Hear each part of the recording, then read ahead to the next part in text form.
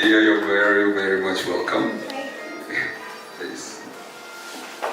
And last but not the least, a wonderful lady who actually sparked up this topic. We didn't actually plan. Sorry, did you say last? Did you say last on the list? Yeah. You want to set us up? My generalization. Last but not the least. Okay.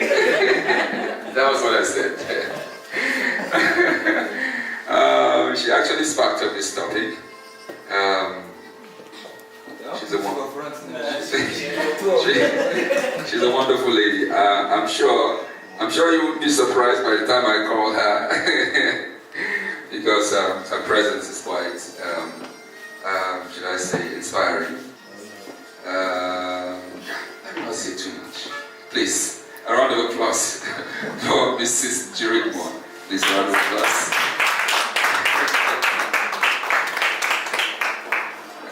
Jirikmo is from the political sphere, if you put it that way. Like I told you, he's a clergy. Jirikmo is from the political sphere, and then the civil society as well. And then Hamdiya, I'm sure Hamdiya, where does it sound like it's from? You know, somebody tell us. Iraq. Oh, that's an Arabic. You got it right. Hamdiya is Muslim. A wonderful lady, very passionate. That's actually the reason why we brought her here. And part of her vision is to actually influence her people. She's actually from the Fulani race, and she wants to impact her people with the kind of values that work in the 21st century, the jet age. She doesn't want her people to be left behind. And we thought it wise to invite her to be part of this panel. Please, a round of applause for our panelists.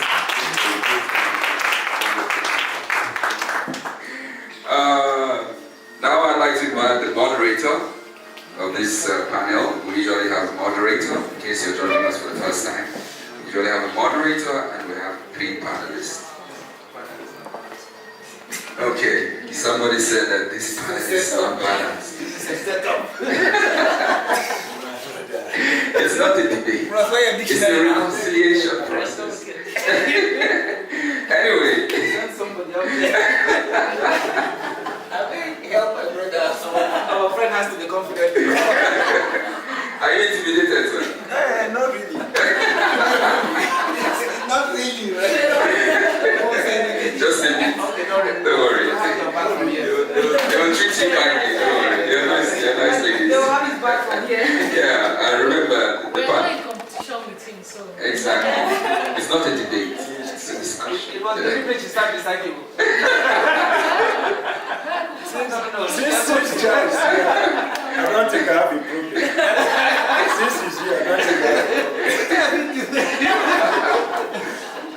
So please, I'd like to invite Vanessa Shoji Cheba to moderate this one. Again. Now, you know, we have been accused a lot of marginalization, right? So we have to prove the world wrong. Let's view what they have been feeling. Sorry, guys. Now I'd like to just give a simple rule. The rule is simple. We all, first of all, before you are Muslim, you are first of all human. Am I right? Indeed. Yeah. Before you're Christian, you're first of all human. And there's something that works for human beings. Justice, equity, fair play, and all that. Love, virtues that actually bind us together. So, if we all belong to different religions, since we all belong to different religions, it means that we cannot actually use religious yardsticks to establish harmony between men and women. Am I right? Yeah. So as we might use them as reference points, but like I said, first of all, we're human beings. If you slap a man, does he feel pain? Yes. If you slap a woman, does she feel pain? So what does justice and equity tell you? Do unto others as you would want them to do unto you. And I think the same rule applies to all religions. Am I right? Yeah, so that is why I say I'm not actually undermining religion. Religion has its place. But you know, one thing with religion, you might find some, maybe the rituals will differ, some historical background, yeah, exactly. Some precepts might differ. So if we want to use religion as a yardstick, we will not come to the end of this matter. And sometimes it's just, we say that, or should I say, we claim, allow me to use that word. Philosophers use that word. They even say that Jesus claims to be the Messiah. You know, so they say claim, claim, claim, because it's up to you to believe or not to believe. A lot of times religion claims that it is God that said this. Right, so, and if we want to sit on that, it means we can't go anywhere, right?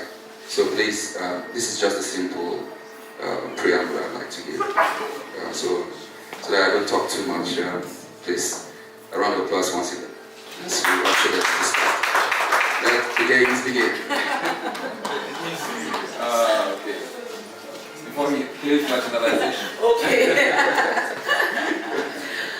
All right, again, good evening once again, everybody, and you're welcome to Tgif.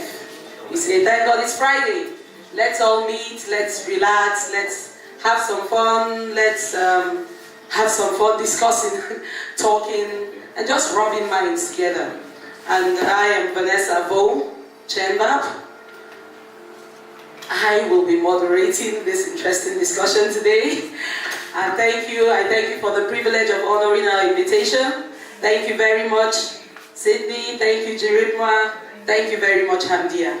And as James has mentioned, we deliberately handpicked these people on the panel because, like we said, we know that everybody belongs to one religion or another, or one culture or another, or one way of life or another.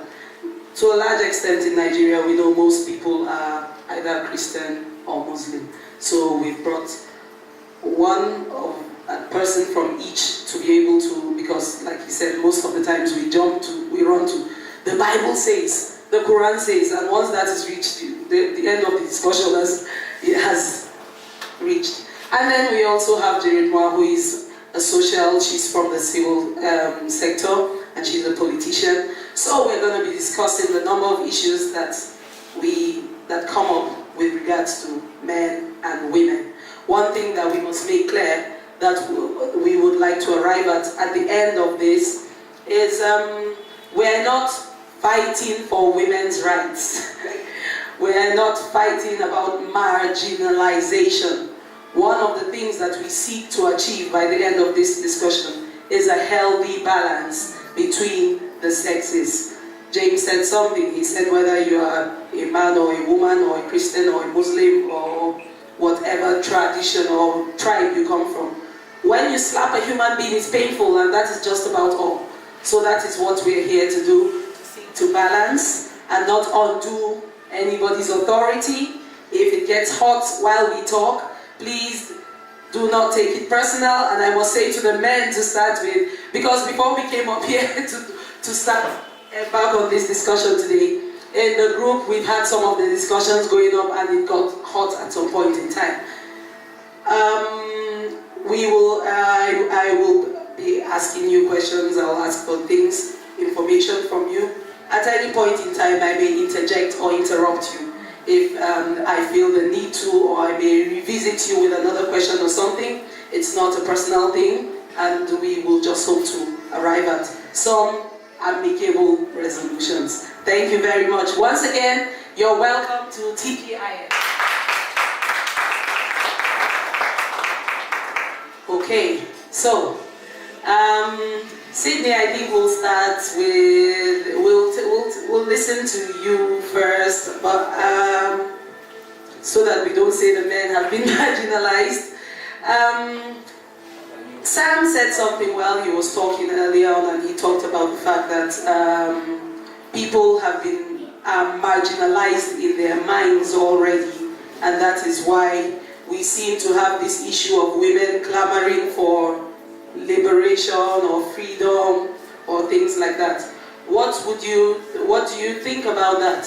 And then I would also like to hear from, because I know you are a Christian clergy, what would you say is the balance of what the relationship between a man and woman should be? This is serious. I will want to start by saying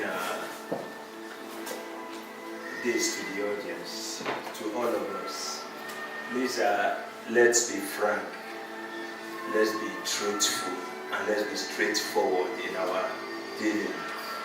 Because this topic is a very sensitive topic.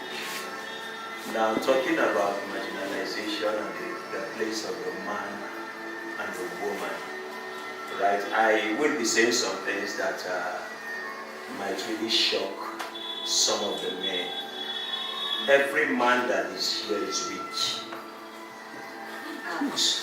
I'll start with that. Every man that is here is weak.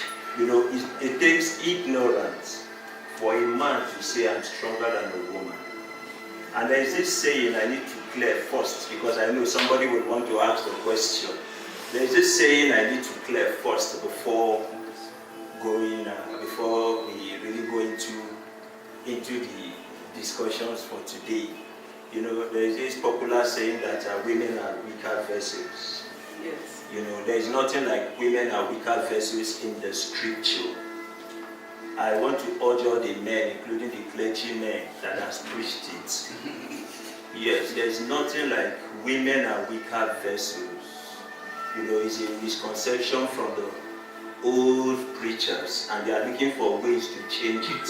You know, the Bible says something that treat them like unto weaker vessels.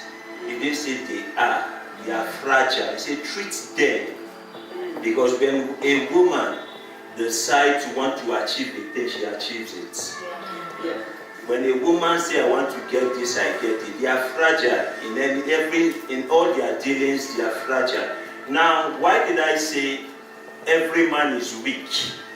The build of a man from creation is weak. God created a man not to be strong, but to be full of knowledge. Not to be strong, but to be full of knowledge. Now, he created a woman stronger than the man. That's why when you read the book of the Bible, in the book of Genesis, he said he created the woman to help the man. You need a stronger force to help one who is weak.